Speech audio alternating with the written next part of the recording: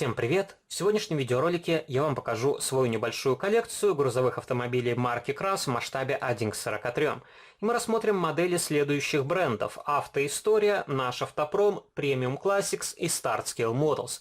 И у меня собраны основные грузовики, хотя не хватает некоторых модификаций, и в ближайшее время я не планирую пополнять свою коллекцию другими грузовиками марки Крас в 43-м масштабе, хотя в дальней перспективе хочу приобрести еще два грузовика Крас 260 от Start Scale Models с ранним и поздним типом облицовки радиатора. Возможно, эти модели возьму в коробочках Premium Classics с логотипами Национальной народной армии ГДР, так как это отдельное направление в моей коллекции.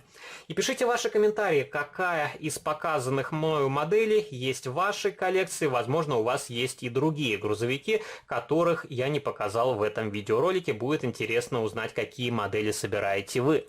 И первый грузовик — это сидельный тягач от Автоистории. Модель уже снята с производства, хотя при желании ее можно найти в открытой продаже в разнообразных вариантах исполнения. И эта модель продавалась в наборе с полуприцепом топливозаправщиком. Уже не вспомню, за сколько я ее покупал, по-моему, в районе 2000 рублей. Но долгое время похожие модели также продавали с хорошей скидкой. И у грузовика вполне хороший темно-зеленый цвет кабины. Он подходит к военной техники того периода, и у этой модели отдельные дверные ручки, также установили пластиковые клаксоны, и с водительской стороны присутствует красный огнетушитель. Интерьер здесь из пластика, окрашенного в массе. При желании можно разобрать кабину, окрасить сиденье, панель приборов, рулевое колесо, и, возможно, такую доработку в будущем я сделаю на этой модели. И на этом грузовике я установил харьковские покрышки ИАВ-12Б, хотя оригинальная резина тоже вполне приемлемого качества, у нее нормальная боковая маркировка и довольно хорошо изготовлен протектор. И мне не очень понравилось то, как здесь сделаны крылья. И, по-моему, это крылья от полноприводной версии, расширенные. И на настоящем грузовике они должны быть немножко другого дизайна. Также здесь окрасили радиатор охлаждения в цвет кабины грузовика. Видимо, не стали заморачиваться, все задули одним цветом. Но понравилось, как сделан логотип Крас. Серебристой краской выделили буквы, но не очень понравилось, как сделали маскот на капоте. И здесь присутствуют габаритные усы, правда, эти детали сразу под замену, нужно делать аналог из тоненькой проволочки, потому что такие бревна на настоящую машину не устанавливались, и не очень понравилось, как сделана светотехника. Вид портят черные точки и также очень много облоя на пластиковых деталях. Вполне хорошие колесные диски, как спереди, так и сзади, и здесь довольно массивная металлическая рама, из-за этого машина весит вполне прилично. И также мне не очень понравилось, как сделан кожух для запасного колеса. Во-первых, это не окрашенная деталь, сразу бросается в глаза, и второе, она составная, и очень вид портят щели между двумя половинками. Рабочее седло, и вот так выглядит нижняя часть. Здесь не окрашен глушитель, также черной краской залита коробка передач и масляный поддон. И эти детали, я думаю, лучше было выделить серебристым цветом. Но хорошо сделана задняя балансирная тележка. И давайте я вам покажу, как этот грузовик выглядит в сцепке с полуприцепом топливозаправщиком. Это тоже вполне хорошая модель, она очень легкая, потому что цистерна здесь из пластика, но пластик вполне приемлемого качества, и также на этот полуприцеп я поставил покрышки ИАВ-12Б от Maestro Models. Хотя, повторюсь, можно было оставить нормальную оригинальную резину. И вот так выглядит данный автопоезд. И такие кразы встречались на дорогах общего пользования, также в аэропортах. И когда я посещал экспозицию старой советской техники под открытым небом, то там тоже был выставлен такой тягач и такой полуприцеп. Кому интересно, можете найти видеоролик на моем канале. И у меня в коллекции два таких сидельных тягача. Друг от друга они отличаются только цветом. И вторую модель я покупал в наборе с полуприцепом-тяжеловозом. И хотел сделать конверсию, но потом решил оставить грузовик в первозданном виде, только убрал габаритные усы, и здесь заделал отверстия и покрасил их сверху желтой краской, но он не совсем попал в цвет грузовика, и, скорее всего, крылья я полностью перекрашу. И здесь также демонтированы зеркала заднего вида, поставлю аналоги из фототравления, и на этой модели я решил оставить оригинальные задние фонари, а на этом варианте будут круглые. Давайте еще раз посмотрим на этот крас. Здесь точно так же, как и на первом грузовике, залили радиатор охлаждения под цвет кабины грузовика. И эта деталь на настоящих машинах должна быть или черного, или серого цвета, но никак не желтого и темно-зеленого. И вот так выглядит на этой масштабной копии проработка ходовой части. Конечно, колесики ходят восьмерками, но на этой модели вы можете посмотреть, как выглядела оригинальная резина. Вполне хорошего качества. И давайте посмотрим теперь на сидельный тягач от нашего автопрома. Это более поздняя модификация. КРАС 6444. Тоже вполне хорошая масштабная копия, но в плане проработки она уступает продукции «Автоистория». Здесь и пластиковая рама, и очень много упрощений, но грузовик довольно аккуратно собран и окрашен. И на этой модели как-то давно я ставил другие покрышки, но впоследствии поставил обратно оригинальную резину, только поменял диск запасного колеса. Изначально здесь он был вместе с ступицей и с шпильками, а я поставил просто ободок, и это запчасть от Maestro Models. Очень просто изготовлены задние фонари, они здесь отлиты единым целым с рамой и обозначены просто краской, выглядят игрушечно. Также присутствует цепное устройство, и здесь серебристой краской обозначили только часть глушителя, а остальная выхлопная труба почему-то здесь осталась черной. И как раз вы можете посмотреть, в чем разница между наш автопром и продукцией «Автоистория». Конечно, здесь намного проще и схематичнее изобразили различные элементы ходовой части. И покажу вам следующую модель. Это самосвал от наш автопром, и это машина «Киногерой». Аналогичный грузовик снимался в кинокартине «Мимино», и как раз об этом свидетельствует надпись на коробочке от этой масштабной копии. Здесь поднимается кузов, вполне хорошо сделан гидроцилиндр, правда он пластиковый, и кузов не фиксируется, когда вы его ставите в поднятое положение. Но мне нравится то, что здесь кузов фиксируется в походном положении. Есть небольшие штырьки, которые плотно садятся в раму. И здесь тоже дверные ручки просто обозначили серебристой краской. Не очень хорошо изготовлены зеркала заднего вида. Они из некой резины, не держат свою форму, хотя огромный плюс в том, что эти детали очень сложно сломать, а на моделях от «Автоистории» зеркала ломаются на раз. Только вы их случайно заденете, сразу хрупкий пластик ломается в самом тонком месте. И как раз вы можете посмотреть, как здесь сделана осветительная техника. Конечно, намного проще, чем на аналоге от «Автоистории». Черные точки, поворотники просто обозначили краской, и здесь отсутствуют габаритные усы. И вот так выглядит нижняя часть грузовика.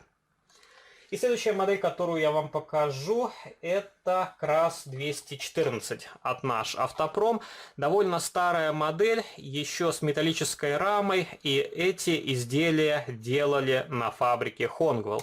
Сделал небольшую доработку, высверлил заклепки капота и убрал щель между капотом и кабиной грузовика, и немножко зачернил, сделал такую расшивку, чтобы деталь смотрелась более реалистично. Это вполне хорошая масштабная копия на свое время, и эти грузовики стоили относительно недорого, по-моему, 1450 рублей.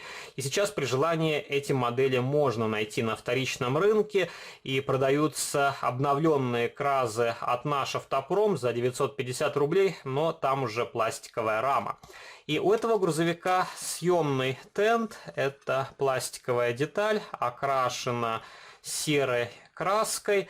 И, конечно, внутри кузов довольно с простой детализацией, отсутствует внутренняя расшивка бортов, но если установить тент, это не сильно бросается в глаза. Здесь присутствует два запасных колеса, вот так выглядит ходовая часть, и проработка низа на всех полноприводных кразах от наш Автопром унифицирована. И это тоже незначительный минус. И мне очень не нравится то, что здесь сделали грубые крепежные отверстия прямо на раме в самых видных местах. И также не очень красиво смотрится крепление кабины и кузова к раме. И покажу вам следующий грузовик от нашего Автопром. Это КРАС 255, и эта модель в схеме окраски «Автоэкспорт». Очень нарядный грузовик, мне понравилась схема окраски, поэтому взял именно этот вариант, а не классический темно-зеленый. И здесь точно такой же тент, точно такой же кузов, оформление передней части, и у этого грузовика точно такая же рама, как на предыдущем КРАС 214, только отличаются колесные диски и более широкие покрышки. Но тоже можно снять тент. Он здесь немножко задевает за крепление запасного колеса. Так что, когда вы будете демонтировать тент на вашей модели, будьте предельно осторожны, чтобы не поломать хрупкие пластиковые детали. И покажу вам следующий КРАС. Дальнейшее развитие. Это модификация 255B. И этот грузовик окрашен в классический песочный цвет. Хотя у нашего Автопрома такая модель также предлагалась в темно-зеленом варианте окраски. Здесь уже видоизменена передняя светотехника, отсутствует защита на фарах, все те же пластико-резиновые зеркала заднего вида, которые не держат свою форму. Я их на этой модели немножко нагревал феном, чтобы придать им правильное расположение, но по истечении времени они все равно стараются как-то видоизменить свою форму. И вот так выглядит передний бампер. Здесь серебристой краской нанесли противотуманные фары. Точно такая же проработка нижней части. И эти модели значительно легче, чем аналоги от SSM и Автоистории. И повторюсь, если вы найдете ранний КРАС от нашего Автопрома, то можете смело покупать его в свою коллекцию, а более поздние упрощенные варианты все же не стоит покупать, и тогда уже лучше взять аналог от Автоистории. И объективно у Аиста более удачные модели, там и богаче проработка, и вернее сделаны некоторые узлы, хотя тоже есть свои огрехи и недочеты. И покажу вам следующий КРАС. Более современный, с кабиной темно-зеленого цвета. И здесь уже отличается по дизайну тент. Добавили окошки, правда, почему-то нету стеклышек. Получается, здесь просто сквозные отверстия. Но на свое время это тоже вполне хороший грузовик. Точно такая же ходовая часть, с теми же унифицированными деталями, точно такие же покрышки и точно такие же колесные диски. И у НАПа был еще один КРАС с другим оформлением передней части, но я уже не стал покупать его в свою коллекцию. Хватит, и я думаю, что в будущем продукцию НАП вы вряд ли увидите на моем канале, потому что сейчас они выпускают больше некие детские игрушки. Как ни прискорбно, но почему-то они не хотят выпускать нормальные модели. Газели Next не в счет, эти модели делаются другой компанией, которая называется Len Model.